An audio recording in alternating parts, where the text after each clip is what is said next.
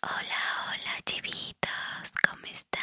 Espero que todos hayan estado muy bien el día de hoy. Les traigo en este video Alicia nunca miente del autor Jorge F. Hernández, editorial Alfaguara. Espero que les guste. Puras mentiras, puras verdades. Si son puras, viene a ser la misma diferencia, ¿no? Juan Forn, Puras Mentiras, 2001. La historia que viene a continuación, una historia nacida de la sospecha y de la duda, tiene la desgracia que algunos llaman suerte de ser verdadera. Danilo Kiss, Una tumba para Boris Davidovich, 1976. Primera parte. Miente quien afirme que son falsas mis verdades. Constanza terminó con Adalberto la víspera de Nochebuena. Como era víspera de la víspera de Navidad, Adalberto Pérez tuvo tiempo para sustituir las figuras del nacimiento, un Belén heredado, con los muñequitos que alineaba en los estantes de sus libreros. A falta de María sustituta, puso como madre a un Quijote pensativo.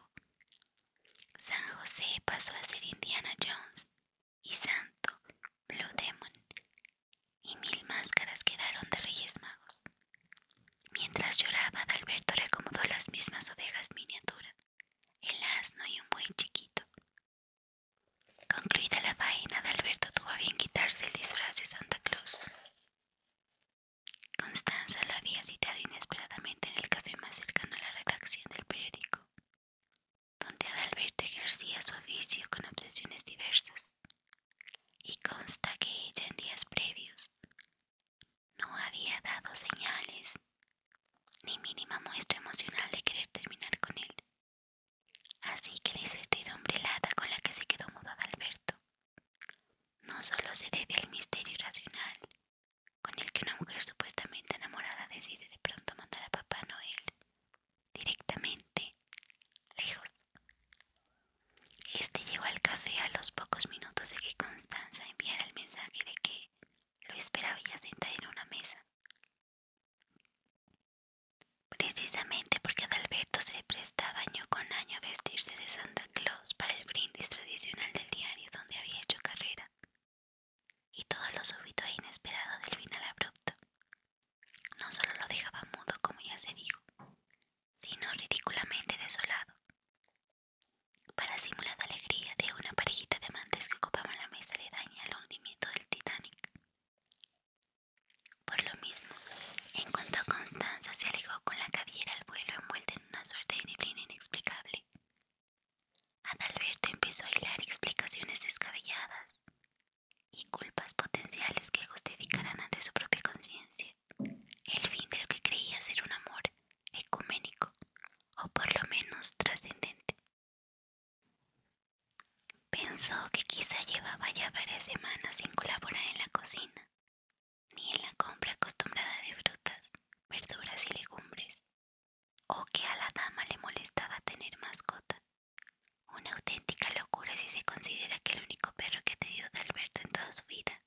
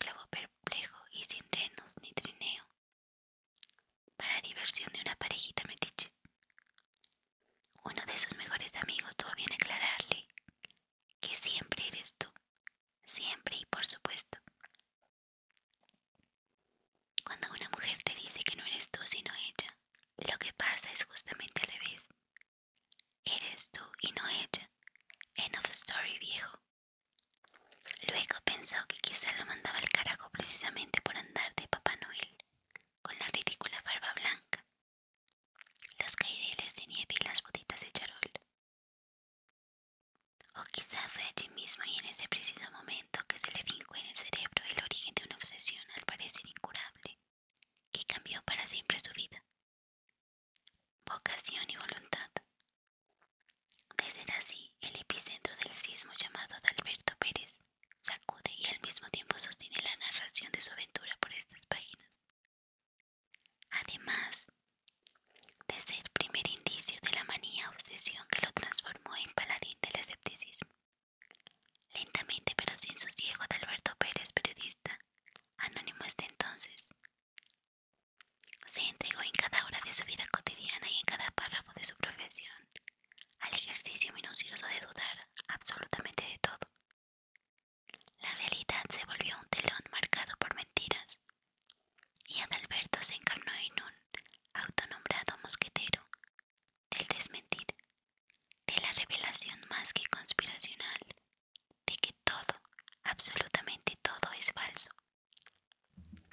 Más adelante se agregan los síntomas reveladores que apuntalaron la notable obsesión o credo de Adalberto Pérez, en particular el desencanto general que le provocó en su mente un viaje a Los Ángeles, que merece otro capítulo.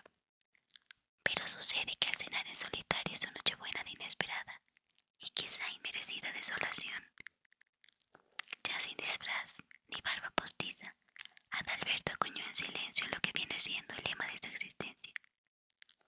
Miente quien afirme que son falsas mis verdades. Algo muy parecido a la locura más allá del delirio pasajero o a la herida luminosa de los amores contrariados. Sería posible, etimología de su ya célebre frase. Además de su patética insistencia en cenar al pie del arbolito de poquísimas esferas, habiendo roto la mayoría por colores y entre sollozos. La risible necedad en servir un plato para la amada ausente y el horror cursi de cantar villancicos tradicionales con la voz entrecortada. Beben y vuelven a beber. Con todo, fue en el séptimo brindis ante el espejo, alzando lo que quedaba de rompope en la botella, con la etiqueta donde sonríe una monjita evidentemente alcohólica. Cuando Adalberto arrastró su lengua ensalivada con baba y yema de huevo para pronunciar por primera vez en la historia del periodismo, y para tal caso la humanidad, su mantra, luego, manía, de que miente quien afirme que son falsas mis verdades. Es altamente probable que cualquiera pierda algo de raciocinio o lucidez luego de digerir una botella entera de rompope de la monjita, después de la ingesta arbitraria de medio litro de vino tinto en envase de cartón, y habiendo devorado medio pollo rostizado acompañado con el discreto encanto de medio kilo de puré de papa y gelatina de uva. El silogismo vital le llegó a las neuronas no como una estrategia de autoestima o como remiendo de su orgullo destrozado, sino por algo absolutamente enrevesado. Adalberto declara como mentirosos a los que dudan de sus verdades, no por convencimiento jurado o conciencia inapelable de su compromiso con la verdad, con mayúscula, o su trayectoria de ser íntegro o intachable, sino como conclusión desde el corazón roto, allí donde le supuraba la herida, allí donde se supone que uno mismo secreta la savia para una posible costra.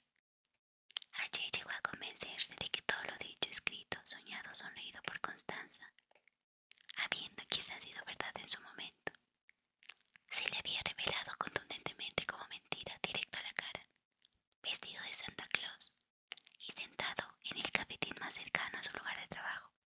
Pinche Constanza. Adalberto pasó la nochebuena en vela y vivió las primeras 8 horas de su Navidad, releyendo los mensajes y las notitas, las postales y los post-its, los correos electrónicos y también la minuciosa evocación de las conversaciones a oscuras y de madrugadas, los paseos de la manita y casi todos los parlamentos que le juró con Constanza entre besos y besos, con la ya incipiente convicción de que si bien fueron verdad en su momento, ahora quedaban signadas como mentira.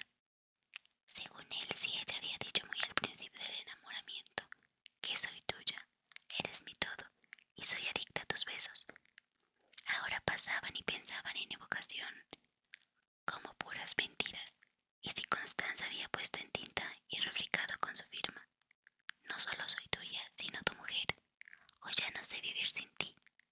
La propia caligrafía delataba ahora avisos de la más vil insinceridad.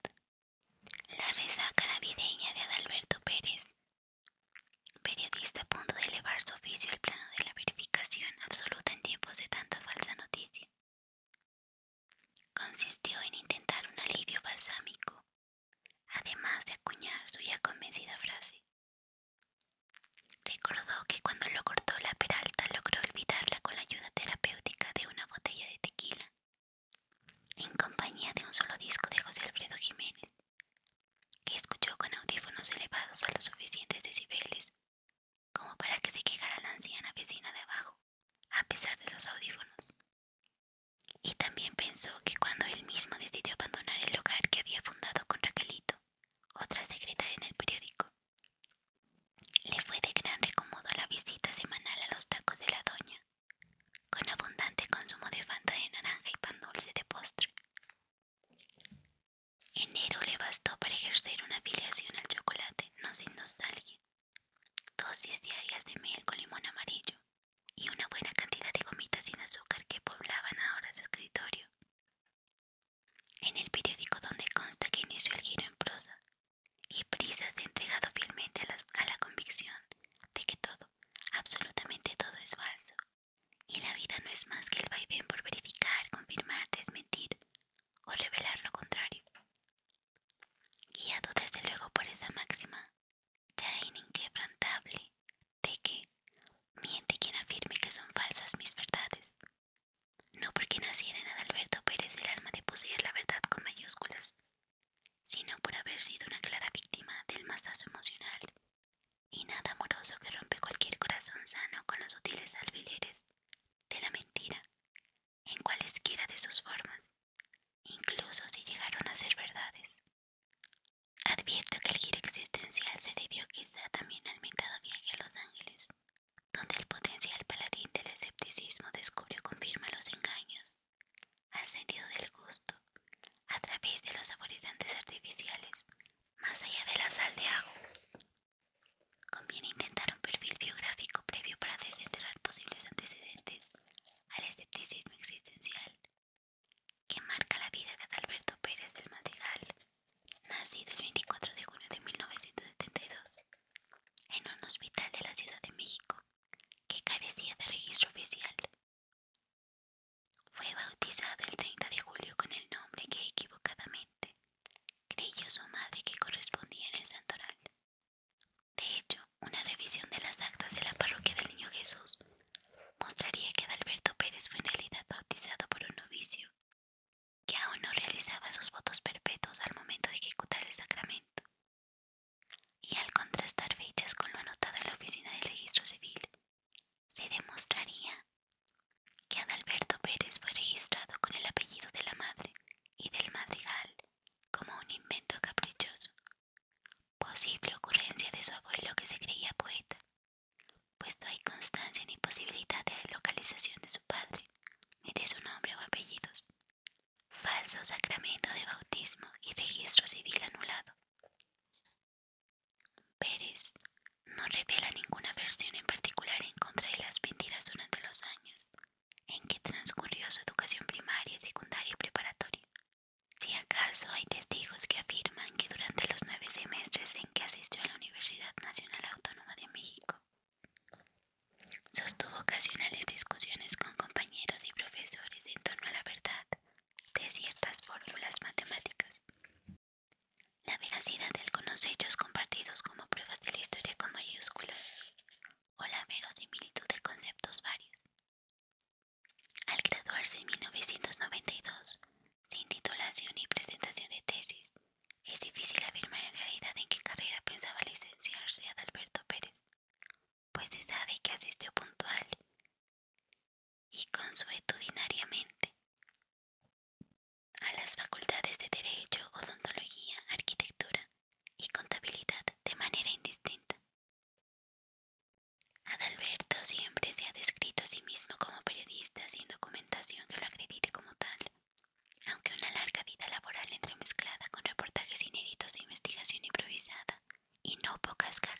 reseñas crónicas, pequeños ensayos y entrevistas intrascendentes publicadas en papeles ya amarillentos avalan lo que podría llamarse el corpus de su oficio.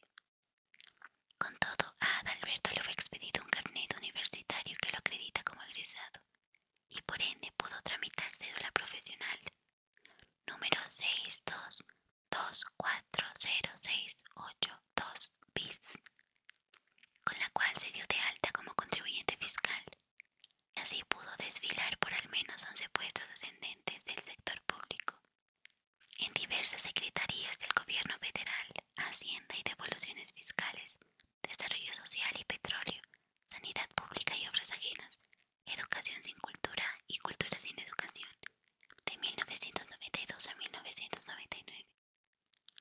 Pérez trabajó en la Secretaría de Educación sin Cultura en el Departamento de Observación Detallada de Logros Indígenas de la Subsecretaría de Analfabetismo, que luego pasaría a fusionarse con Alimentación Básica, y consta en diversos documentos del Archivo General de Servidores Públicos que Adalberto Pérez jamás llevó a cabo su labor guiado o influido por la obsesión contra las mentiras que nos ocupa en esta novela. Con la llegada del nuevo siglo se suman no pocas ocasiones o motivos que podrían haber desatado en Pérez una posible filiación desesperada por respetar o hacer respetar la verdad de las cosas, como ahora dice él mismo. Sin embargo, parece no importar a su biografía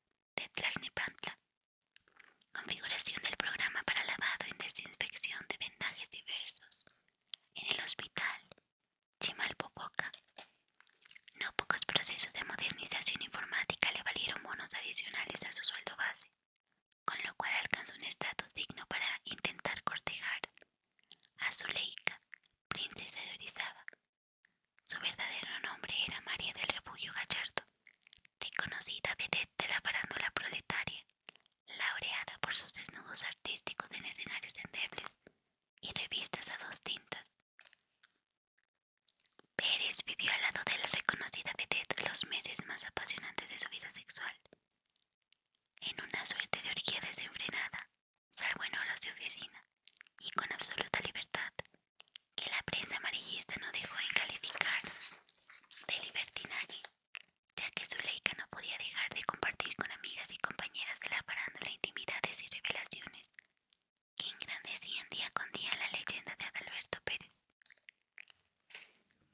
De nuevo, sin razones que tuvieran que ver con su actual fijación por denostar toda forma de mentira, Pérez dio por terminada la relación con la otrora incandescente vedette y ya famosa encueratriz. Renunció a la Secretaría de Sanidad y Obras Ajenas, entregó su currículum al licenciado Matías Soshiaka, conocido como El Gordo, y cambió una vez más el rumbo de su biografía al asumir el puesto de ex subdirector de publicaciones periódicas de la antigua subsecretaría editorial de la Secretaría de Cultura y Educación. Gracias al Gordo Soshiaka, Pérez logró dejar atrás los chismes que quizá habían mancillado su desvenir burocrático y volvió al sendero de los logros administrativos, con la edición del Cancionero Comunal del género vernáculo en México, el álbum interactivo de Cactáceas de Sinaloa y la Guía Mediterránea de Cocina Tamaulipeca, amén de las nuevas ediciones con crecidos tirajes del periódico pensante de poesía pedestre, revista mexicana del aforismo y mural de minificción. Al fallece el licenciado Matías Soshiaka, de fulminante como diabético, Adalberto Pérez inaugura lo que sería una larga década entre el pluriempleo y la desocupación sin dejar de ejercer su personalísima propensión al periodismo instintivo, al entrevistar aleatoriamente a choferes de taxi y meseras, dos albañiles y un panadero, así como la efusiva redacción de crónicas deportivas o musicales que el propio Pérez escuchaba en la radio. Consta que trabajó en una reconocida cadena de tiendas departamentales, 3 farmacias y 7 empresas de venta ambulante. Dicen que vendió globos y juguetes de madera en la Alameda Central, que cargó durante al menos 6 meses uno de los 12 organillos que siguen en funcionamiento en la Ciudad de México, y que intentó estudiar peluquería en una estética de la colonia Irrigación, sin éxito.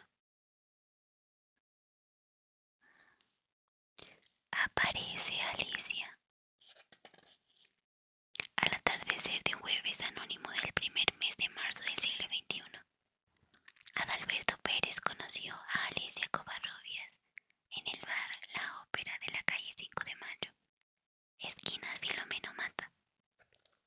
Dicho por ambos, se trató de una epifanía compartida, un rayo luminoso instantáneo que los hipnotizó, y explica sutilmente que eligieran abandonar un bar de neblinas alcohólicas y que hayan caminado juntos hacia el vecino café de Sanborns, ubicado en la Casa de los Azulejos.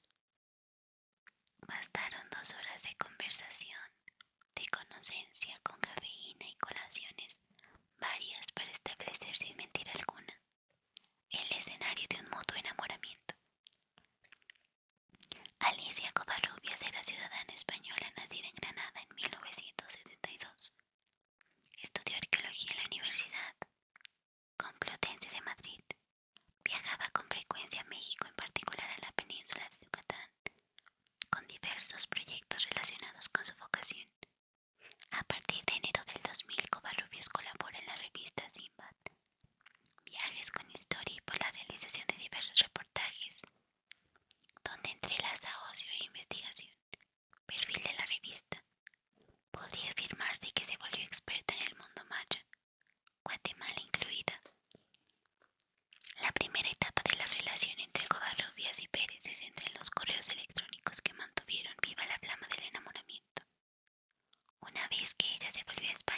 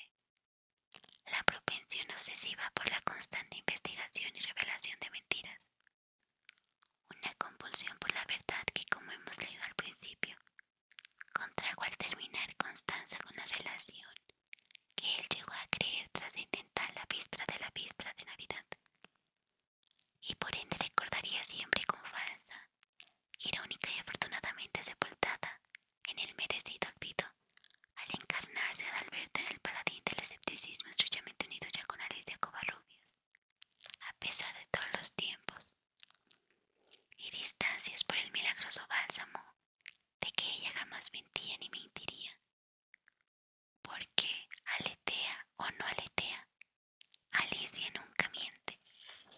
Algunas verdades parecen mentiras. Es mentira que me hayan expulsado de México por un exagerado incidente ocurrido en el gimnasio BodyFit, que se ventiló en redes sociales y 2 canales de periodismo amarillento por internet. Efectivamente me hice de palabras con una amiga gorda que insistía en portar leotardos 2 tallas más pequeños que los de sus longas y abultadas asentaderas, pero en ningún momento destrocé las bicicletas del spinning, ni el ventilador del techo como aseguran los apóstoles del chisme. Yo trabajaba glúteo y pectoral sin molestar a nadie desde ya hace más de 4 años, y si no me inscribí en las clases de zumba no fue por desdén, ni desprecio a mis compañeros de calistenia, sino abierta y simplemente por pereza. Nadie me echó de México, y si salí de mi país fue por resucitar mi relación con Alicia, que me dejó en pausa amorosa y regresó a Madrid con su madre. Habíamos mantenido una correspondencia electrónica que me ilusionó con la posibilidad de reconstruir lo nuestro, pues Alicia se había hartado de mi creciente propensión a la revelación de las interminables mentiras que han minado el alma de México, una obsesión en defensa de la verdad, o verdades que mínimamente deben respetarse en el transcurso de la vida cotidiana, y que según he comprobado, han quedado continuamente mancilladas en la saliva colectiva mexicana. Según un psiquiatra, mi condición se disparó luego de un viaje que hice a la ciudad de Los Ángeles, California. Durante mi estancia entablé una conversación etílica con un vendedor de seguros en la barra del bar del hotel Hampshire, que sin explicación alguna derivó en la revelación de lo que podríamos llamar alta falsedad publicitaria. El profeta se llamaba Phil Kubrick y construyó su conversación a partir de las muchas anécdotas que había acumulado como supervisor en materia de la ya inexistente ética publicitaria en los medios norteamericanos. Al segundo gin tonic, Phil sacó su tablet y me mostró gráficamente el antes y después que quizá marcó mi criterio vital. La famosa modelo rusa que anuncia el brasier Superfarm y que todo adolescente ha memorizado en ferviente transpiración del onanismo, no es más que un truculento engaño de Photoshop que altera la fotografía hasta en los poros de la piel. La verdadera imagen de Valeria Poplovska es la de un cetáceo sin aletas, con notables imperfecciones, no solo en el equilibrio de su cuerpo, sino en la anchura misma de su rostro. Al siguiente gin tonic, Kubrick me demostró que la mayoría de las fotografías de alimentos que aparecen en video y foto fija no son más que retratos de plásticos y hules moldeables que parecen comestibles, pero que en realidad no pueden ni morderse con mandíbula mecánica. También me demostró que los hielos no se pueden retratar y que por ende todas las fotografías para la publicidad de refrescos y bebidas alcohólicas que incitan al deseo que la fresca transpiración de sus cubos helados no son más que la descarada mentira con la que fotografían cuadritos de plástico transparente para que parezcan alivio para todo calor. Como rúbrica a sus parlamentos, Phil se despidió en la barra firmando con una tarjeta de crédito que él mismo advirtió que podría ser falsa, y dejándome una tarjeta de presentación donde aparecía claramente impreso el nombre de otra persona.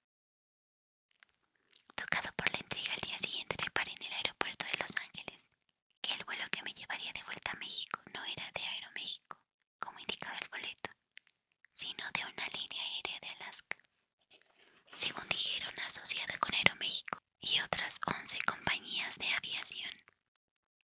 Por afortunado capricho del empleado que me atendió en el mostrador, a quien creía haberle gustado por alguna posible perversión, fui subido a primera clase, y en el amplio asiento del falso cuero que me tocó junto a ventanilla, tuve oportunidad de degustar un vino espumante que ofrecieron indebidamente con el nombre de champán, y un fiambre de plástico finamente rebanado que presentaron como jamón serrano. En el asiento aledaño se sentó un hombre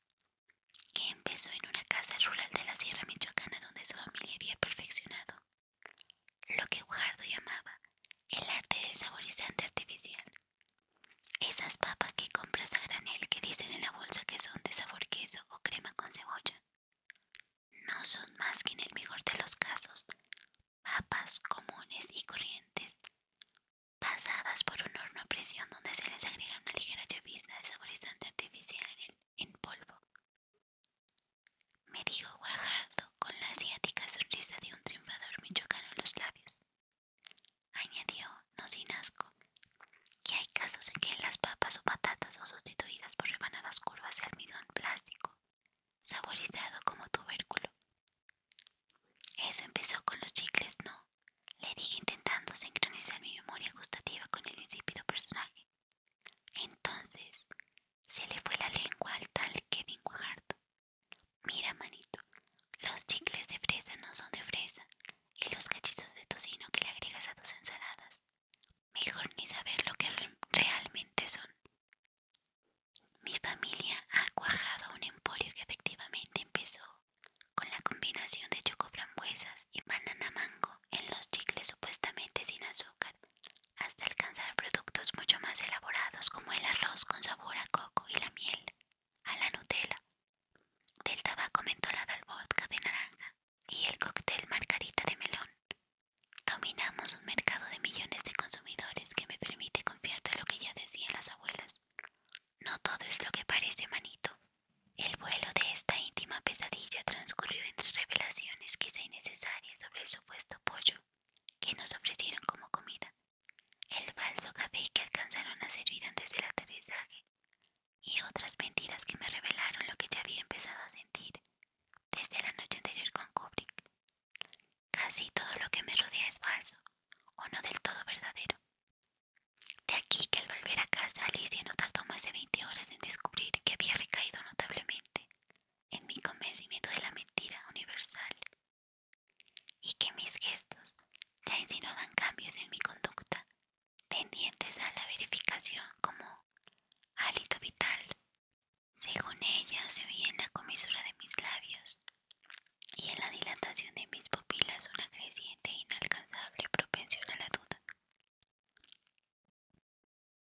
Me estaba transformando en la encarnación del escepticismo y desde los primeros días Alicia me advirtió que de seguir así con mis denuncias acabaríamos muy mal como pareja. Muy mal. Y quizá tuvo razón, porque empecé a dudar de las etiquetas de mi ropa. Y el día que Lucilo Jiménez me presumió su chamarra de gamuza, no me aguanté y le dije que se le veía muy bien, pero que eso no era gamuza ni soñándolo. Evidentemente se trataba de un polímero disfrazado de gamuza, seguramente confeccionado por mano de obra infantil y esclavizada en mazmorras de Indochina. Poco importó que Jiménez comprobara que se trataba de un sintético bastante convincente fabricado en China, pues me dejó de hablar, y fue entonces el primero de mis amigos y compañeros de trabajo que poco a poco fueron alejándose de mí. Ya constante propensión al asentamiento inobjetable de verdades. Reconozco la incomodidad que suscité. Aclaraba medidas en conversaciones ocasionales, como por ejemplo, cuando alguien decía que había tardado media hora en la fila de un cajero automático. Exigía que reconociera que en realidad solo habían sido 11 minutos.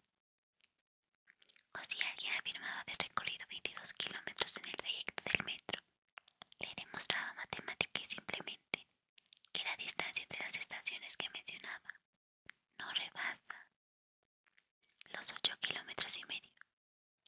La cosa empeoró en cuanto Alicia declaró que ya ni se podía ver la televisión conmigo, pues en el noticiero de las 11 habían proyectado imágenes de un desastre ecológico que supuestamente había azotado a una población de Afganistán, cuando a todas luces se notaba que el video mostraba imágenes de las inconfundibles calles de un barrio proletario en Tampico, Tamaulipas. Los de deportes daban resultados de partidos del día remitiéndose a viejos videos de jugadores.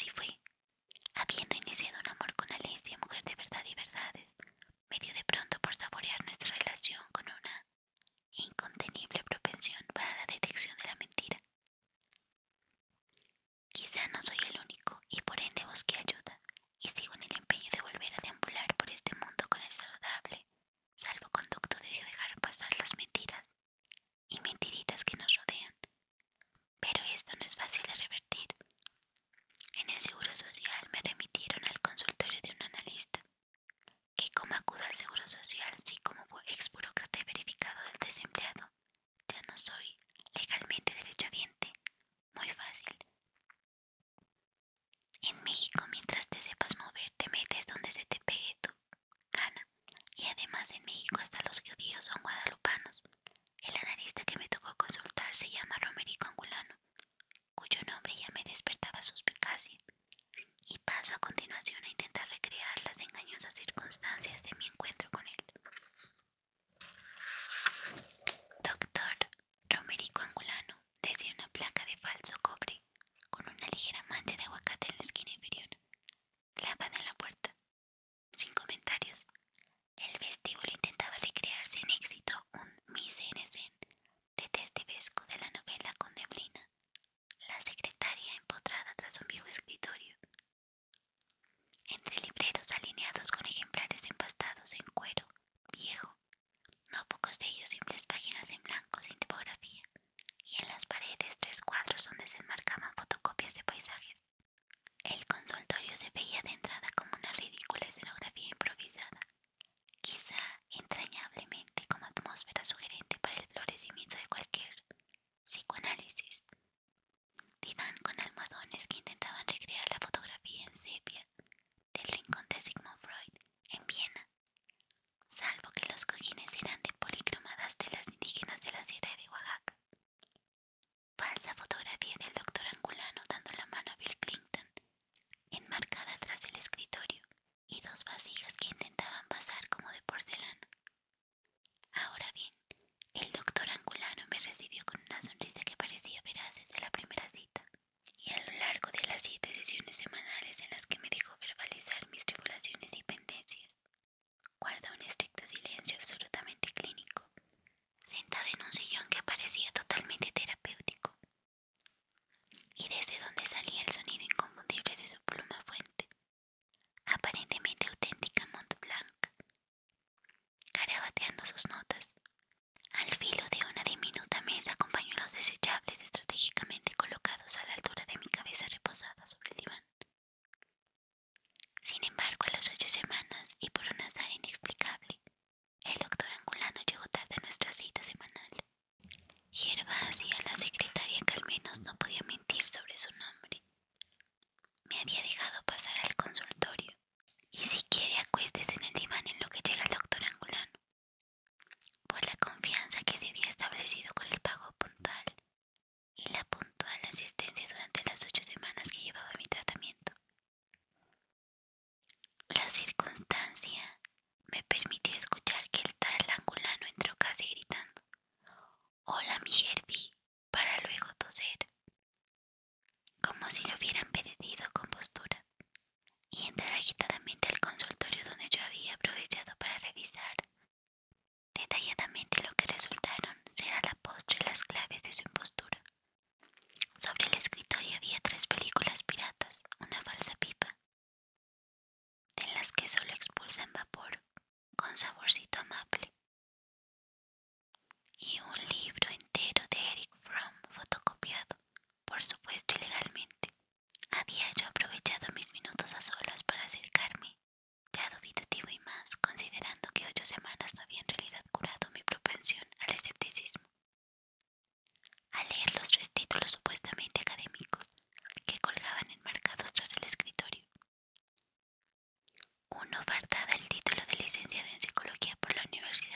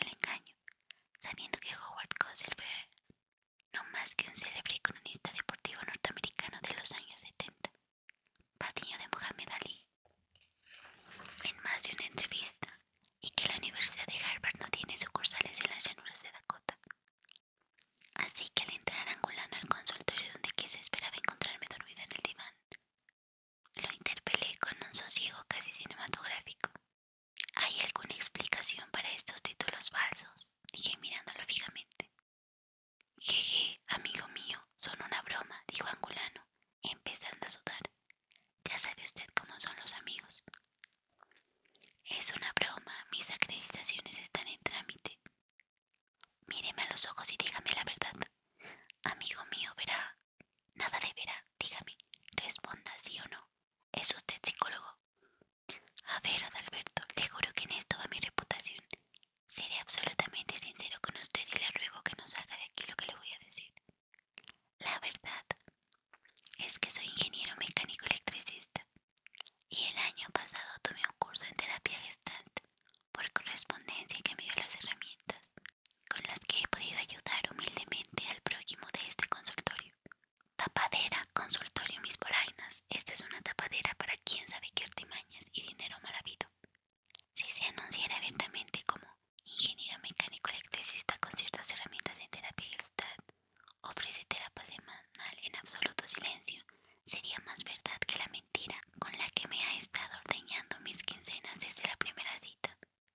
Y salí dando un portazo que había imaginado desde la primera sesión de su engaño. Habiendo sido referido con el impostor como derechohabiente del Seguro Social, yo no tenía por qué haberle tenido que abonar las sesiones, pero lo hice por menso y porque en México también se nos da la toda metódica propensa a lo práctico. Entre que son peras o manzanas, pago por ver y ya veremos. El día menos pensado vuelve a las páginas de la prensa alarmista o a las pantallas idiotizantes un nuevo chisme de usurpación de funciones, impostura abusiva o simple engaño. ¿Cómo no recordar a la falsa psiquiatra desde la Guanajuato, que no solo se anunciaba en el Facebook con su cara photoshopeada, sino en videos selfie donde hablaba en una lengua que ella creía que era francés, o en selfies del Instagram tomadas en Disney World, aunque escribía como pie de foto que eran recuerdos de mi adiestramiento en el FBI? La mentirosa psíquica y psicópata no sería criminal sino meramente risible si no fuera porque recetó medicamentos de alto voltaje u octanaje a incautos pacientes que la habían consultado engañados por las fotos y videos, los idiomas inventados y la bata blanca de manga corta. Ese mismo día empecé con mis listas. Para variar, Alicia tenía razón, y en cuanto empecé a listar en los cuadernos las mentiras que detectaba a mi alrededor, se me fue filtrando una saliva de iras contenidas y creciente escepticismo incontrolable que motivó el progresivo empeoramiento de mis posibilidades de convivencia y que significó la razón fundamental por la que se me fue Alicia. Las listas de Adalberto. Es mentira que yo haya enviado a la prestigiosa agencia Scott de publicidad la idea para una nueva campaña de la Coca-Cola, en la que salía yo a cuadro con un vaso del burbujeante líquido negro diciendo: hola, soy Adalberto y mi vida sexual es como la Coca-Cola.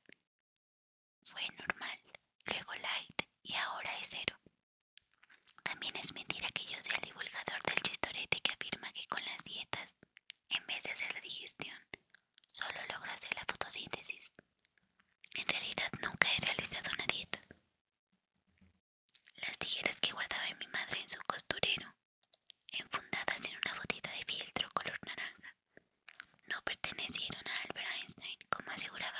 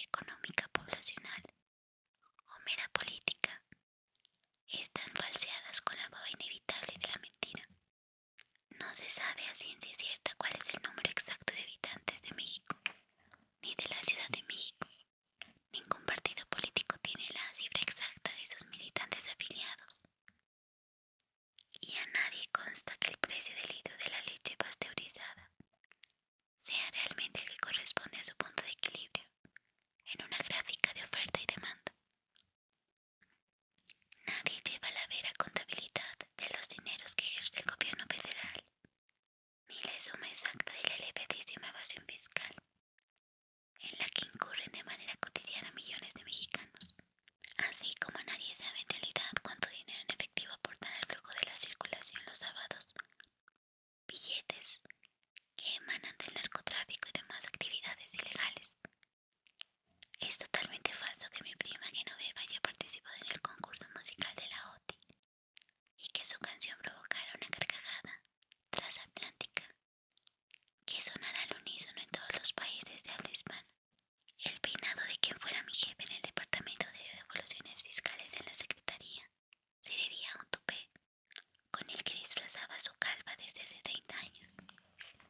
Esta información me llegó gracias a la Rosario Rojas, dependiente de la tintorería donde el jefe acostumbra lavar su tapetito de pelos. El licenciado Rivadavia, que ha exonerado de toda culpa a no pocos funcionarios corruptos, se llama en realidad Raquel Escamilla, nacida en Durango y descarada impostora que ha trepado descaradamente la escalera del sistema judicial mexicano, sin haber estudiado leyes jamás en su vida travestida. También es falso el título de abogado que mostró ayer en el noticiero. No es verdad que las casetas de cobro en la autopista México-Cuernavaca se instalaron al inaugurarse la vía hace décadas con el propósito de pagar su construcción. El tiempo ha demostrado que se trata de una ordeña longeva. Casi todas las distancias señalizadas en las principales carreteras del país están calculadas a ojo de buen cubero, y es una burda mentira asegurar que todo el territorio nacional tiene cobertura total para telefonía celular y banda ancha de internet.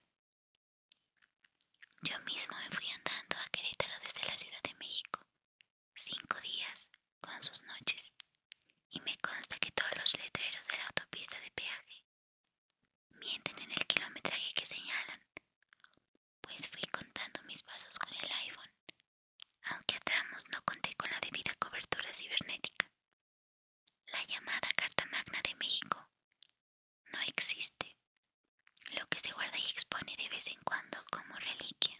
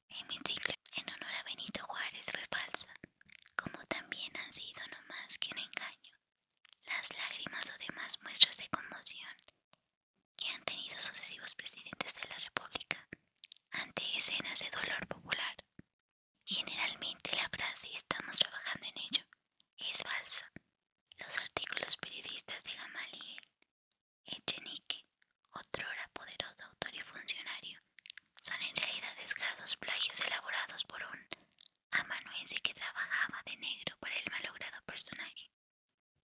En el mismo estante los reportajes, crónicas, novelas y sobre todo cuentos que ha publicado MacArthur Falcon, nefando autor de bestsellers, han sido enredados en constantes dudas y sospechas de autenticidad, en algunas ocasiones obviadas por el salvaconducto del dinero como conciliación.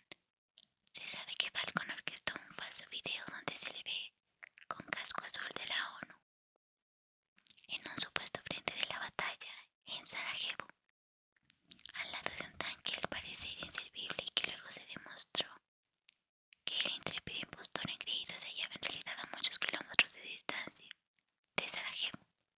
La tinta de las llamadas magiplumas estilográficas es en realidad un gel de pintura rebajado con amoníaco común, y el famoso pollo con la receta legendaria del coronel Sanders es en realidad un roedor sin plumas, alterado genéticamente, para desarrollar alitas, pechuga y piernas carnosas sin movilidad alguna y sin ojos.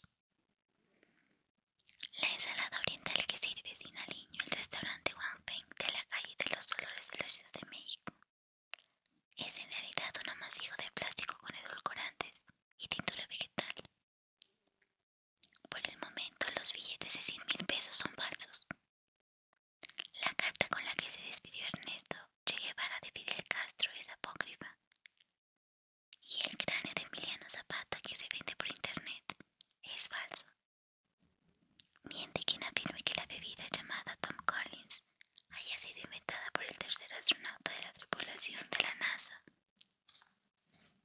que conquistó la Luna en 1969, mientras cumplía con sus órbitas como taxista al tiempo que Aldrin y Armstrong recorrían el páramo gris de la desolación infinita. El libro teotihuacano de los muertos no existe, y a pesar de su esplendor turístico, no son del todo verídicas las estructuras o la actual apariencia de las llamadas pirámides del Sol y de la Luna en Teotihuacán. A todas luces se trata de un montón de piedras, incluidos los templetes de la calzada de los muertos, unidas por argamasa de cal y cemento modernos, con las que fueron reconstruidas y maquilladas como reliquias. La imagen de Miguel Hidalgo y Costilla, padre de la patria, corresponde en realidad a Samuel Hahnemann, padre de la homeopatía, y me consta que la hazaña del anónimo Pípila, quien se dice que encendió la puerta de la Alhóndiga de Granaditas en Guanajuato con una antorcha, ahora considerada de la libertad, es en realidad una mentira. Es falso que los millones de dólares recaudados cíclicamente para ayuda de damnificados de diversos desastres naturales en México realmente lleguen con alivio a las manos que los necesitan. Es mentira que alguien tenga posibilidad real de extirpar la corrupción de la vida pública mexicana. También son falsas las supuestas imágenes donde se observa a integrantes del ejército mexicano quemando diversos y cambiantes tonelajes de marihuana o cocaína. Es mentira siniestra la afirmación de Donald Trump en el sentido de que todos los mexicanos que han cruzado la frontera hacia Estados Unidos en busca de mejores futuros sean todos violadores y asesinos. Es más, todo lo que dice y hace Donald Trump es falso. No es del todo verídico suponer que el mercado de la compra y venta de la marihuana haya dejado de pasar por los cuarteles de las Fuerzas Armadas. Es falso, o en todo caso altamente improbable, que la Marina de México resguarde, vigile o ejerza total control sobre las 200 millas marítimas de mar patrimonial que corresponden a la geografía del país. La mayoría de las cajas de cereal en sus diferentes sabores y formas mienten no solo en la declaración de sus ingredientes, sino en el peso total de sus contenidos. De igual manera, la mayoría de las bolsas de papas fritas solo contiene la mitad de su capacidad sellada al vacío. El agua de la Ciudad de México no es potable. La calidad del aire en la ciudad de Guadalajara hace tiempo que dejó de ser limpia. La población de Monterrey se refiere al dique seco que la cruza de lado a lado como el río o el puerto de Acapulco. No se ha librado de la ominosa presencia de diversos grupos del crimen organizado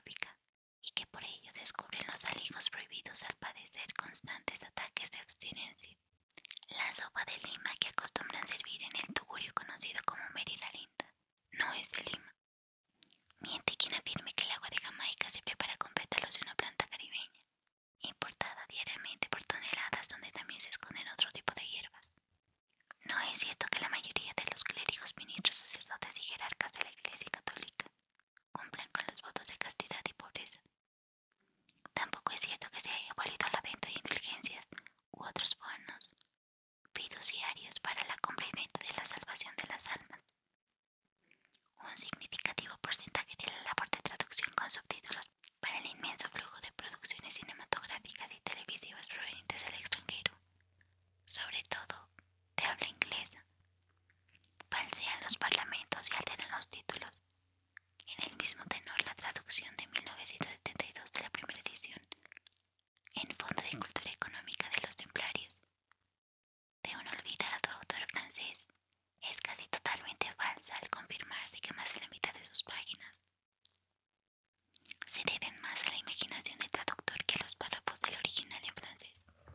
La licencia de manejo que porto, así como una incontable cantidad de licencias en manos de millones de automovilistas mexicanos, es falsa, chueca o como quiera llamársele, así como las cartillas de servicio militar que aún circulan en manos de miembros de mi generación, premillennial, cuando aún se creía veraz la posibilidad de ser llamado a las armas en caso de guerra, por pasar a formar parte de la primera y segunda reservas. Es mentira que el gobierno de México tenga registro confiable de todas las pistas para el aterrizaje y despegue de aviones o avionetas en la totalidad de la superficie geográfica del país. La carretera recién estrenada, que une a Querétaro con el antiguo libramiento hacia San Luis Potosí, es un engaño geográfico. Caerán responsables. Las canchas de básquetbol en